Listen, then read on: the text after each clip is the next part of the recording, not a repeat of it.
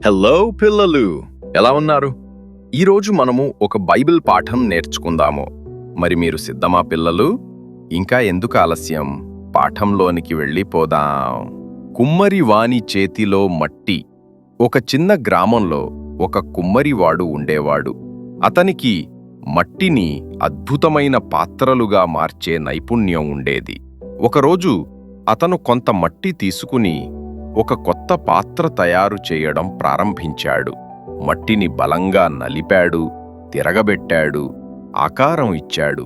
ఆ మట్టి ఆలోచించింది, అయ్యో, ఎందుకు నన్ను ఇంత నలుపుతున్నాడు? నేను పనికిరాని వాడినని అనుకుంటున్నాడేమో. కాని కుమ్మరివాడు చిరునవ్వుతో అన్నాడు, ఓపికతో ఉండు నా చిన్న మట్టి. నేను నిన్ను సాధారణ మట్టిగానే వదిలిపెట్టను. నేను నిన్ను ఒక అందమైన కుండగా తయారు చేస్తాను. కొన్ని రోజులు గడిచాయి. కుండ సిద్ధమైంది, కాని ఇంకా బలహీనంగా ఉంది.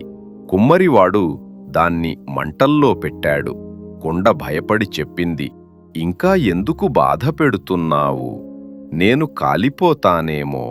కుమ్మరివాడు నెమ్మదిగా ఇలా అన్నాడు, ఇది నిన్ను నాశనం చెయ్యడానికి కాదు, బలంగా ఉండడానికి.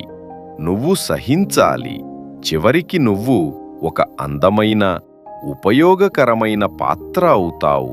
మంటల పరీక్ష తర్వాత ఆ కుండ బలంగా మారింది. దానిపై అద్భుతమైన రంగులు వేసి, బంగారు అంచులు పెట్టి అందరికీ చూపించాడు. ప్రజలందరూ ఆశ్చర్యపోయి, వాహ్, ఎంత అందమైన కుండ ఇది అని అన్నారు. ఆ కుండ తనలో తాను చెప్పుకుంది, నేను పనికిరానని అనుకున్నాను, కాని నిజానికి నేను కుమ్మరి యొక్క అద్భుతమైన చేతి పనిని. I'm God's masterpiece. మరి ఈరోజు కంటత వాక్యము ఎఫెస్సీయులకు 2:10. మనము దేవుని కార్యములు, ఆయన మనలను క్రీస్తుయేసునందు సత్కార్యములు చేయుటకు సృజించెను. తిరిగి మళ్ళీ మరొక పాఠములో కలుసుకుందాం పిల్లలు. అప్పటి వరకు bye bye, tata, see you later. God bless you పిల్లలు. మీ క్రాంతి అన్నయ్య.